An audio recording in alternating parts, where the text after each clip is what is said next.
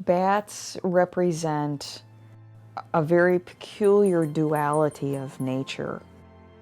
They fly, but they're not birds. They're mammals, but they have wings and they take to the air.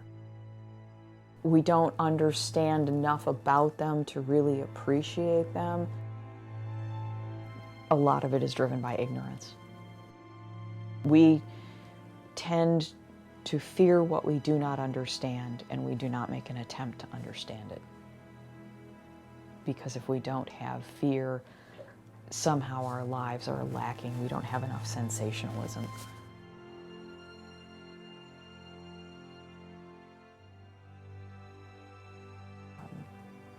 So we imagine horrors that don't truly exist. You know, it's tough to know a whole lot about bats and to really appreciate them on just a regular recreational level, simply because they live in places that we don't regularly venture into.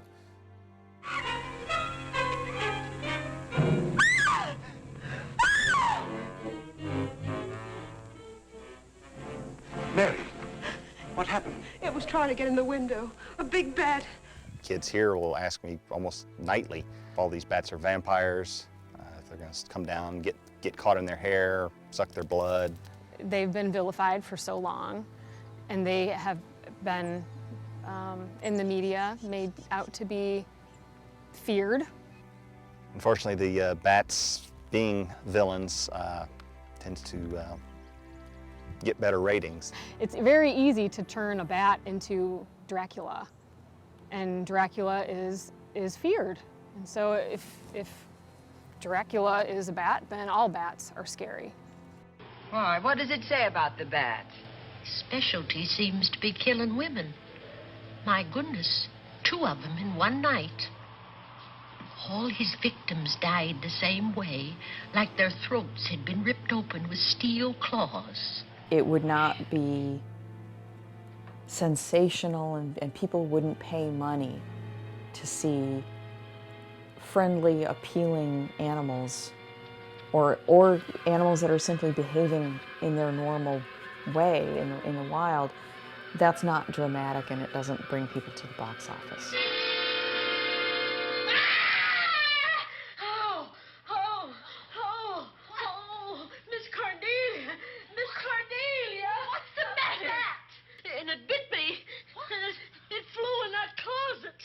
The only disease that they can actually directly spread to humans is rabies.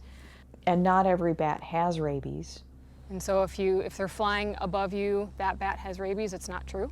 I think it's about 0.5% of all bats actually have the virus, and they die very quickly after they get it. For the most part, bats like to stay away from people.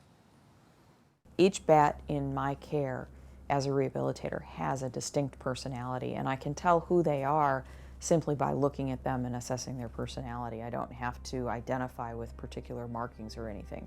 Sometimes we'll look in those little eyes and see mischief. You know, they have a sense of humor.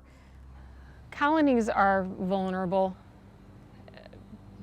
basically due to the fact that they have very narrow environmental needs. What the climate needs to be within the colony, within the cave, humidity levels, those things are very specific to specific species, and if those change even by a minute amount, that whole colony could vacate the cave. And a lot of those colonies are maternity colonies. A maternity roost is a critical place for a female bat to have access to, because that's where she's going to raise her baby, and it's a safe place for her baby to be. When there are so many bats in a colony, they actually change the temperature of that cave. And so they need a certain number in order to get the temperature level to make their offspring more viable. Any sort of die-off could be unrecoverable, especially since the mortality rate for 1 year's pups is about 50%. Imagine all of these organisms crammed in one tight space together can, be affected by outside influences very easily. So I think that there's the level of protection can always be more. If you eliminate those roofs or those caves or those snags or those structures, you've basically put these animals out on the street. The babies cannot be moved. They're not capable of flying, and the mothers can't carry them. Depending on the level of disturbance, they may or may not come back. If we drive all the mothers out, the babies will starve to death, and the economic impact is substantial. In 2011, a study was done that said about $1.4 billion per year. It's called the annual cost offset of pesticide use in just Texas alone. And that's because 100 million freetails, which are in Texas, consume about 2 million pounds of insects per night. They'll eat mosquitoes, beetles. Mexican freetail bats in particular feed on moths, and a lot of these moths are agricultural pests. Bats provide this free service that sometimes you don't know how good you've got it till it's gone. We don't want to know what life would be like without bats eating all of the insects that we have. I think we would be inundated.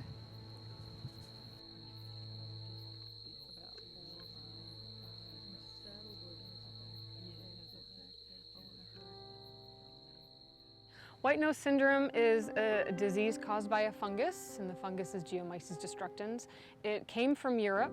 It was first discovered in a cave in Albany, New York in 2006.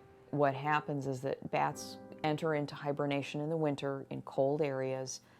They are affected by the fungus, which results in a white ring of fungus growth around the muzzle and on the wings, and that's where the name comes from, the white nose syndrome. What this fungus does is basically wakes up the bats, and they completely deplete all their food reserves and all their energy.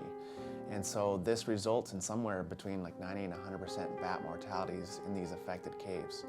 Those bats have a very low probability of coming back from that kind of drastic die-off. From that epicenter, 22 states and 5 Canadian provinces now that have been confirmed. It will affect every bat population in the United States at some level. The only thing that we can sort of hold on to in Texas is that maybe our climate is a little too warm for that cold-loving fungus. In its current state right now is affecting hibernating bats, but you know, at what point does it move on beyond that? What point does it change? And I think if we don't have a good base of understanding there and valid research to back that up, we could find ourselves in even a bigger problem. The mortality levels are so high, it's crazy. It's honestly very impressive that you have that many animals dying. You know, have 90 to 100% mortality in one single cave. That is unheard of. That's crazy. And so for those bats that do hibernate, because not all bats hibernate, it's just, I don't know how they can win. There are at least 7 species of bats that we know of that are affected by white nose syndrome. The little brown bat is gaining the most attention right now because that's seen the biggest population losses. We cannot say this is a problem just around the little brown bat. This is a problem that could potentially affect all bat species, and we face losing them all.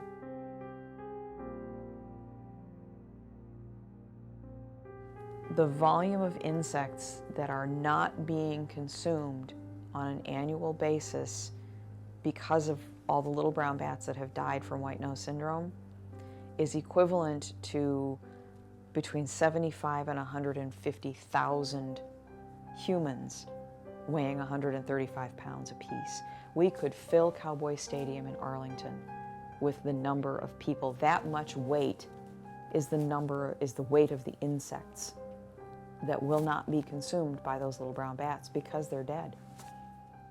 And as a result of that, I think we're going to see a big impact on human health. Diseases that have been, up to this point, fairly well controlled, like West Nile virus, will become more widespread. More people will be affected by that. I also think we're all going to get hit in the pocketbook because these bats are eating insects that cause damage to agricultural crops, and we're going to pay for that at the grocery store checkout. The price of food is going to go up, and it's going to go up a lot.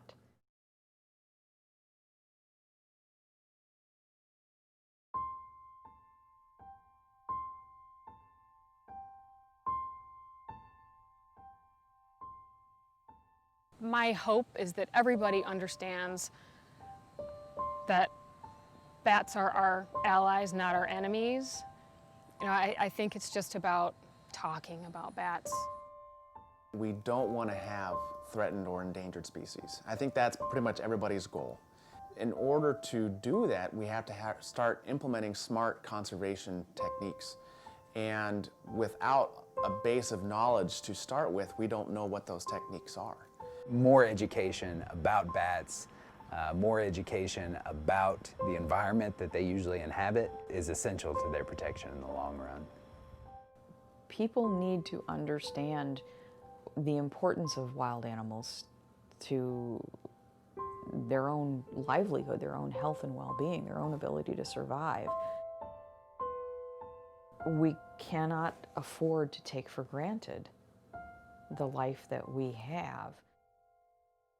I think we fail to appreciate just how much we depend on other animal species for that life. If you look at the first chapter of Genesis in the Bible, it says that God granted Adam dominion over the animals of the earth, the air, and the sea. That dominion does not mean that we have the right to do with them as we see fit. It means that we are charged with being stewards of those animals and providing for them, ensuring that they are allowed to live out their lives. And if they come to harm through our action, we have an obligation to do something about it.